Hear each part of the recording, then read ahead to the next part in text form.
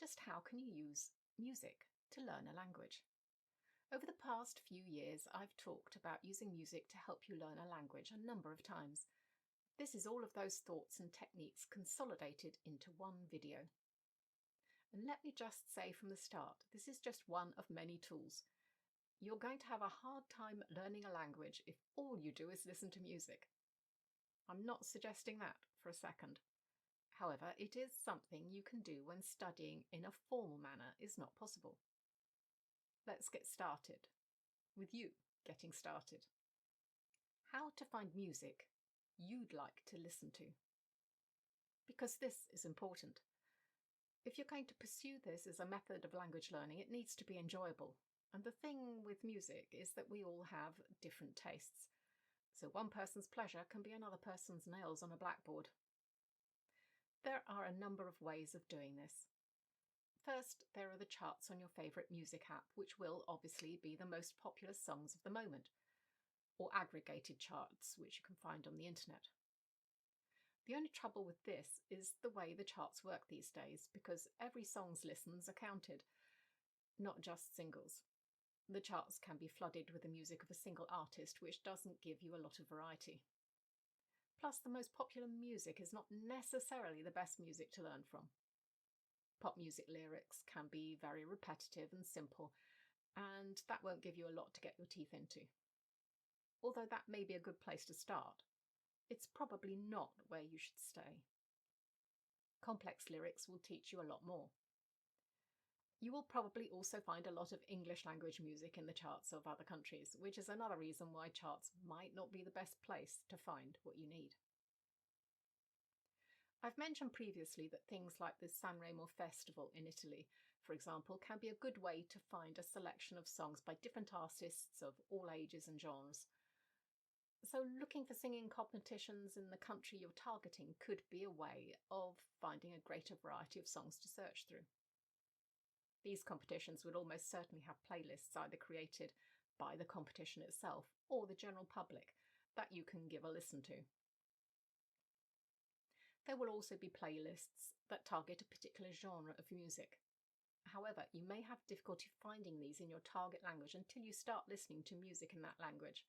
So you might want to listen to a few things first so that these playlists start to turn up in your suggested sections. Of course, these lists are curated and may not give you a wide variety of different styles of music. And I hate to say it, but these days you also have to be conscious of the fact that there's a ton of AI music out there too. I've only heard people talking about this in English, but I'm certain there will be the same thing in other languages. Have you heard how bad some of these lyrics are in English? They'll be bad in your target language. Check that the artists you're intending to listen to are real people, singing real language. You can also search for this on YouTube itself as opposed to YouTube Music. If you find out the name of an artist from your target country and watch a few videos, well, I'm sure you're well versed in how aggressive YouTube's algorithms can be as soon as you've watched a single video. But whichever way you go, once you've listened to a few songs, the algorithms will take over and start suggesting a whole host of different songs for you to try out. Spend some time finding music you like and simply listen to it. Become familiar with how it sounds. Enjoy it, get into the rhythm, and only then start using it actively to learn. The only other thing you need to understand before you start in this journey is that the music may not sound the same as the music in your language, especially if you're used to only English language music. So don't go into this thinking that you're going to get exactly the same type of music that you're used to. You might, but you also might not. Now let's move on to using music for pronunciation. Something that music is very good for is giving you a helping hand with getting your ear in on pronunciation. When you start learning a language, pronunciation is one of the first hurdles you have to tackle, and it's not easy. The sounds might be totally alien to you, and you'll almost certainly have ones that you have a great deal of difficulty getting your tongue around. The thing is, you need to have correct pronunciation, even when you're reading, to pronounce things in your head. Yes, you do, or it will cause you to pause whilst reading, and you're not even using your mouth then. If you don't practice pronunciation, you might start pronouncing letter combinations the way you do in your own language, and that is not good.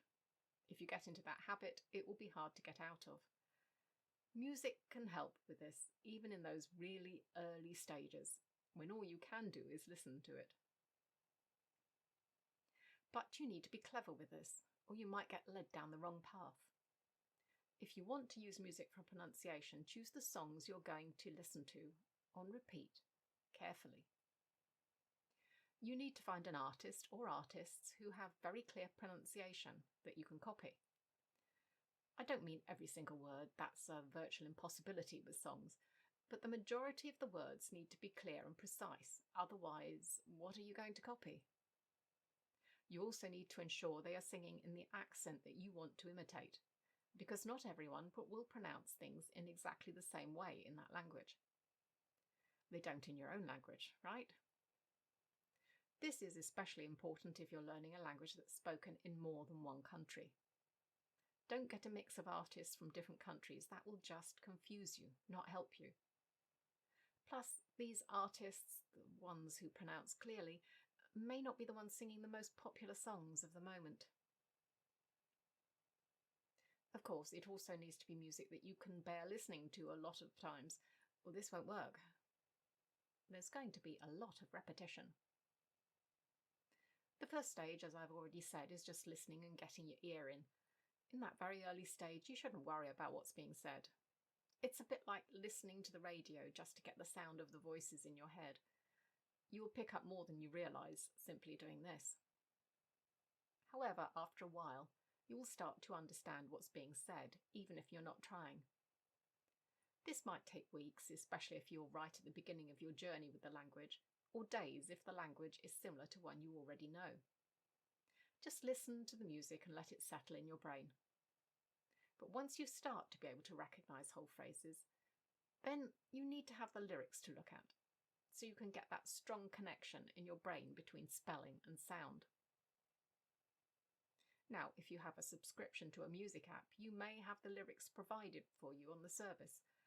Alternatively, you can search for lyrics on the internet. These days, the lyrics for many songs are available if you search. The only thing to remember about this, even with the lyrics on the apps, is that they may not be 100% accurate, but they will in most cases be good enough for what you're about to do. And that is, yes, sing along. Time to warn the neighbours. When you start doing this, I can almost guarantee that you won't be able to get your mouth around the words quickly enough to keep up, unless you've got a really slow ballad. This is not a problem. Don't give up. The key here is that repetition. The more times you try to pronounce a phrase, the better you will get at doing it. Be strategic. Try starting with just getting a small part of the song perfect, perhaps a repetitive part like a chorus, and slowly build up so that you can feel as if you've achieved something. Once you've got the whole song sorted, so that at least you can keep up, start to concentrate harder on the individual sounds. Really listen with headphones so that you can hear the detail of it. Don't care about sounding ridiculous, even if the neighbours are listening. After all, they're not going to have a clue whether or not you're pronouncing things correctly, are they? Unless, of course, you're in the country where the language is spoken. You're probably not, are you? I cannot emphasise how much doing this helped me with my Italian pronunciation. I got hugely quick at some of the awkward combination sounds that I had a lot of problems with at the beginning, and I really started to understand what closed vowels actually sounded like in the real world, on actual words. This was something I had never learnt about when learning languages in my youth. I don't remember anyone ever talking about open and closed vowels. It was just, this word or this letter is pronounced like this, and that was it. To be fair, that was probably enough at the time, because we didn't do a lot of talking. Anyway, if you do this enough, you may end up being able to sing along without the lyrics in front of you, like you might with a song in your own language, and that will allow you to concentrate even more on just the sounds. Once you've mastered singing along with one song, move on to another and another until you can pretty much sing along with anything. I'm not going to pretend this will be a quick process. It might take months, which is why it's important to choose songs you like. But if you're like me, the time spent on this really won't feel like learning, when it most definitely is. Music for the language. So we've already talked about using the song lyrics for singing along, but those lyrics and that singing can come in useful for something else, and that's vocabulary acquisition. How? Well, if you're singing along, you're saying the same words over and over again. You need to see a new word a number of times before it fixes in your brain. What better way to help that process along? I'm not sure you can quite call this spaced repetition. It's not scientifically spaced, but I have a sneaking suspicion that it might actually be better than that. I guess if you made a playlist of songs, that's kind of spaced repetition.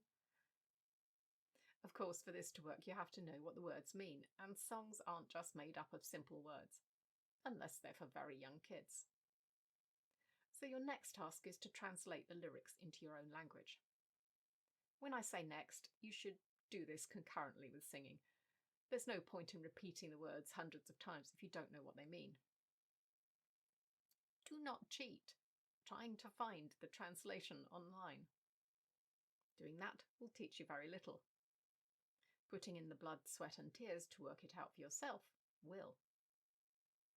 That makes it sound difficult. I don't mean it to sound like a chore. This task can be a lot of fun because lyrics aren't like your everyday conversations. They're more like poems and use a lot of imagery to get the message across. You can really dig in and try to work out exactly what they're saying, finding your own meaning in the song. You will probably find a fair amount of colloquial phrases too, which can be very interesting to decipher. Spend as much time as you want on this. Go deep if you find it fun. The translation doesn't have to be perfect though. A general sense of the meaning will get you a long way. As long as you know the meaning of the individual words, you should be able to get that connection with your brain. And if you must, after you've translated it yourself, you can go and find someone else's translation online, because there's bound to be one. Not that you can trust that any random translation is 100% correct, unless the artist themselves has published it. Personally, I prefer just to have my interpretation. When I've gone through this process of translation, I've been able to fix words in my memory that I had a real problem with remembering. It's even better than reading for this, and anyone who's been following this channel for a while will know how much of that I do, because words in novels might be repeated, but not nearly as frequently as in a song on repeat. This is also where choosing songs with more complex lyrics will come into play, giving you a much greater variety of interesting vocabulary to add to your arsenal. It's surprising some of the vocabulary you can find in songs. When it comes to grammar, though, songs aren't quite so good, because they are rarely in complete sentences. As I said earlier, they're like poems. They're images that may or may not tell a complete story. I guess they're more like a conversation, really, because those often aren't whole sentences, at least not grammatically correct sentences. But you can get bits and pieces of grammar from songs. I was quite surprised as to how many times I saw the subjunctive in Italian songs, considering that I'd heard that many Italians don't use it or don't know how to use it. I still don't know whether that's true or not. The fact that it comes up in songs makes me think that isn't as true as I first believed. However, songs are not going to be that useful for grammar consolidation, and that's fine, because not every learning activity is good for every aspect of learning a language. If you want grammar consolidation, then reading's your best bet. Music for culture. Music is definitely a cultural thing. It can be very different from country to country, especially when we're talking about folk or traditional music. But whatever type of music you're listening to, it will definitely give you an insight into the culture of the country. and help you understand what is important to the people living in that country, because that will be reflected in the topics that people choose to sing about, and the opinions they express in those songs may not be the same as yours. Okay, many songs are about romantic relationships, but if you search deep enough, you will find plenty that aren't. And this will help you to fill out your impression of the country and its people. Popular contemporary songs will also highlight the most commonly used language now. If you listen to music from different decades, you can see how styles, languages, and attitudes have changed. Plus, music is one of those things that brings people together through a common love. And in the end, that's what learning a language is all about, bringing us closer together.